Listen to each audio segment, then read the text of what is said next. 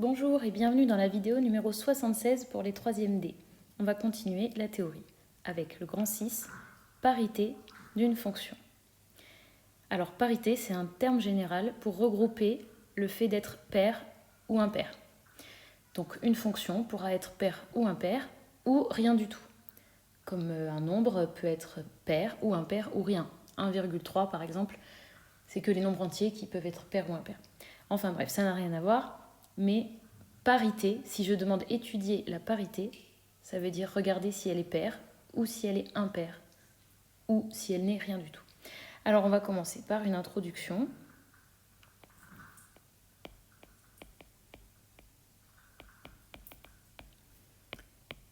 Donc, pour gagner un peu de temps, dans toute la suite, si je parle de O,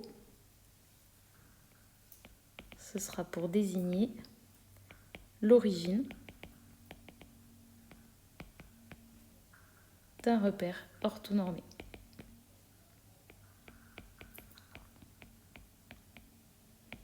Et vous savez que les coordonnées de O sont 0, 0. Voilà. Alors, on va faire une première définition pour nous aider à comprendre la notion.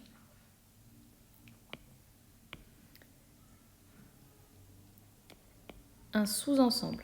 Ah, ça vous rappelle des souvenirs de 7e, j'espère. Que je vais appeler E, par exemple, de grand R. Donc c'est une partie de R. Et dit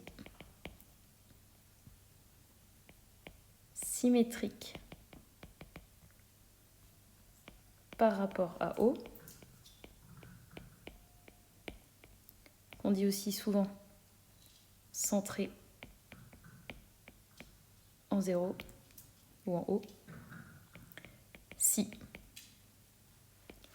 pour tout x appartenant à E,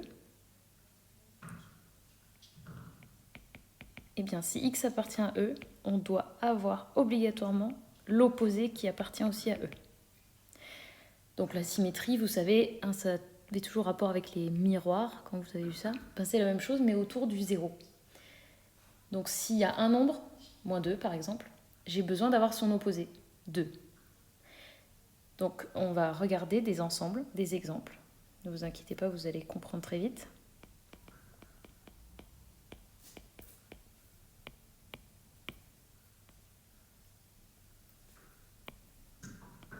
Alors, on va prendre l'ensemble moins 2, 2. C'est un intervalle. Si je le représente sur un petit axe, j'ai le 0 et on prend de moins 2 à 2. Alors d'un point de vue purement géométrique, est-ce que c'est bien symétrique? Oui. Donc il faut avoir un miroir. Donc tous les éléments qui sont à gauche du 0 doivent avoir leur opposé à droite du 0. Ici, c'est bien le cas. Donc cet intervalle est centré en 0.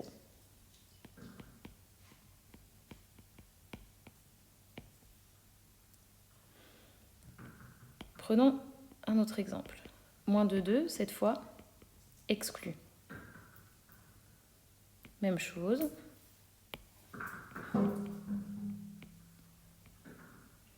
Est-ce que chaque nombre de l'intervalle possède son opposé en face?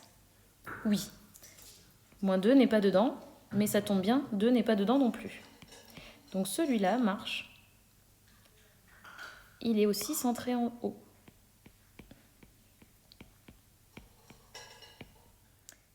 Troisième exemple maintenant. Moins 2 exclu, 2 inclus. Alors cette fois, 2 n'a malheureusement pas son opposé, puisqu'il est exclu.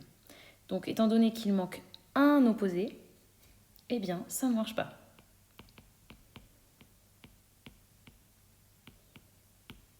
Donc j'imagine que vous commencez à comprendre le concept. Quatrième exemple, prenons tout simplement l'ensemble des nombres réels. Est-ce que chaque nombre possède son opposé dans l'ensemble réel? Oui. Donc il est centré en 0. Que dire maintenant de R étoile? Donc R étoile, il est composé de tous les nombres sauf 0. Est-ce que chaque nombre de R étoile possède son opposé en face? Oui, on a enlevé le 0. Ben en fait, on a aussi enlevé l'opposé de 0, en quelque sorte. Donc il n'y a pas de problème, chaque nombre possède son opposé. Donc il est aussi centré en 0.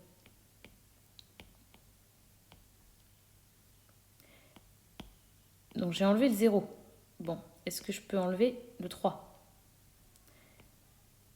Est-ce que je peux être centré en 0? Donc cette fois, on est ici, et le trou se trouve en 3. Est-ce qu'il est centré en 0?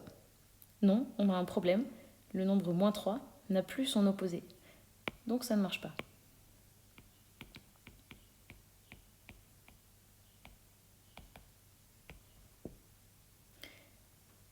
Dernier exemple, ou pas.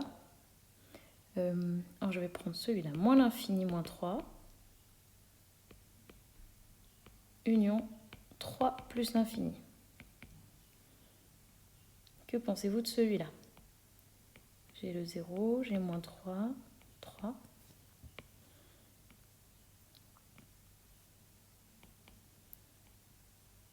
Est-ce que chaque nombre qui est en rouge possède son opposé? Eh bien oui. Le 1, par exemple, je ne m'en soucie pas, il n'est pas dans l'ensemble de toute façon. Donc je considère seulement les nombres qui sont en rouge, là. Donc de moins l'infini à moins 3 et de 3 à plus l'infini. Chaque nombre possédera son opposé. Donc celui-ci, il est également centré en 0. Et allez, le dernier, vraiment le dernier cette fois. Si je fais R privé de moins 5 et 5.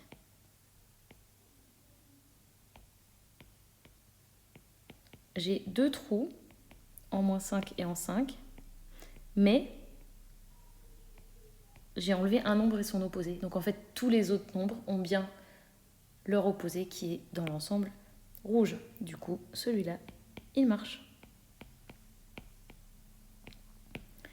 Voilà, donc ça c'était l'introduction. On va avoir besoin de regarder si les domaines des fonctions sont centrés en 0. Je vous fais la suite dans une autre vidéo. Mettez un pouce bleu si vous avez tout compris.